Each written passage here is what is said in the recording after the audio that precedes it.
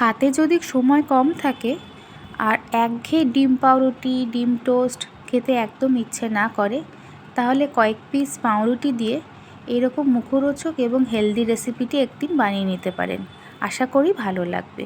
তো ভিডিওটা স্কিপ না করে পুরোটা দেখুন। প্রথমে একটা মাঝারি সাইজের আলু আর একটা ছোট সাইজের আলু প্রথমে বয়েল করে নিয়েছি। তারপর একটি প্লেটের মধ্যে একটি কাঁটা চামচের সাহায্যে ভালো করে স্ম্যাশ করে নিয়েছি। তারপর সেখানে একটু শসা কুচি, একটু পেঁয়াজ কুচি আর একটু লঙ্কা কুচি। আর হ্যাঁ, লঙ্কা কুচিটা আমি একটু পরে অ্যাড করেছি, সেই মুহূর্তে অ্যাড করিনি, যেহেতু আমার ছানাকে আগে দেব সেই কারণে লঙ্কাটা আমি পরে অ্যাড করেছি, সেটা ভিডিওতে দেখানো হয়নি। তারপর পরিমাণ মতো অল্প লবণ, একটু গোলমরিচ গুঁড়ো আর স্বাদের জন্য একটু ম্যাগি মশলা অ্যাড করেছি। ম্যাগি মশলাটা দিলে কিন্তু স্বাদটা একদম অন্যরকম হয়ে যাবে। তারপর সমস্ত মিশ্রণগুলিকে খুব ভালো করে মেখে নিয়েছি, দেখুন ঠিক এইভাবে।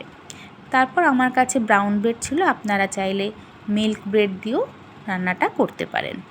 এরকম ছোট বাটির সাহায্যে এরকম গোল গোল আকারে কেটে নিয়েছি। আমরা সাধারণত কীরকম ব্রেড স্যান্ডউইচ খেয়ে থাকি, দুটি ব্রেডের মাঝখানে আলুর পুর দিয়ে বা নানা রকম স্টাফিং দিয়ে আমরা সাধারণত ব্রেড খেয়ে থাকি। তো এইটা একটু অন্যরকমভাবেই আমি করেছি। পরের প্রসেসটা দেখুন, স্কিপ না করে বুঝতে পারবেন।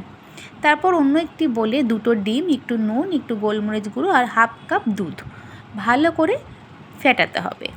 দুধটা দেওয়ার একটাই কারণ, এতে পাউরুটিটা খুব নরম হবে। তারপর ডিম ফেটানো হয়ে গেলে ওই যে কেটে রাখা গোল পাউরুটিগুলো রেখে দিয়েছিলাম, সেখানে চামচের সাহায্যে 2 থেকে 3 টেবিল চামচ এই আলুর পুরটাকে ভালো করে মাখাতে হবে।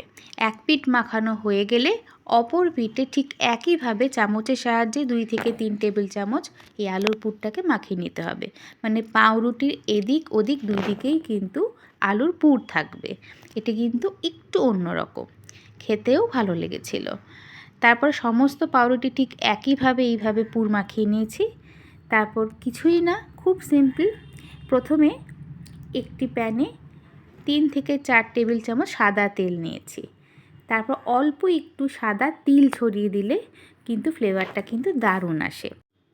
তারপর ওই যে ডিমের গোলাটা রেডি করে রেখেছিলাম, ওখানে পাউরুটিটাকে পুরো মিশ্রণটাকে ভালো করে চুবিয়ে তেলের মধ্যে এপিট ওপিট করে দিয়ে লাল লাল করে ভেজে নিলেই কিন্তু আমাদের এই ইউনিক ডিম পাউরুটি একদম রেডি।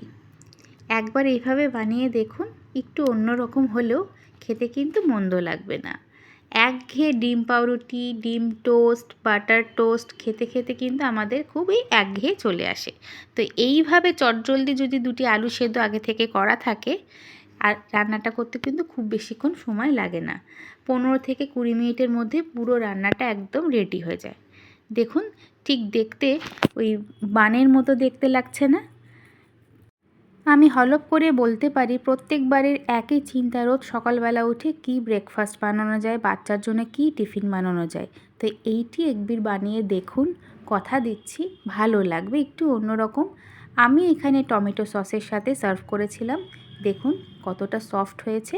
আপনাদের সাথে একটা কেটে দেখাচ্ছি কতটা সুন্দর দেখতেও হয়েছে।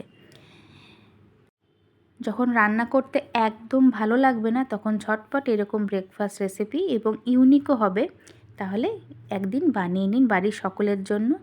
ভালো লাগলে জানাবেন। ধন্যবাদ।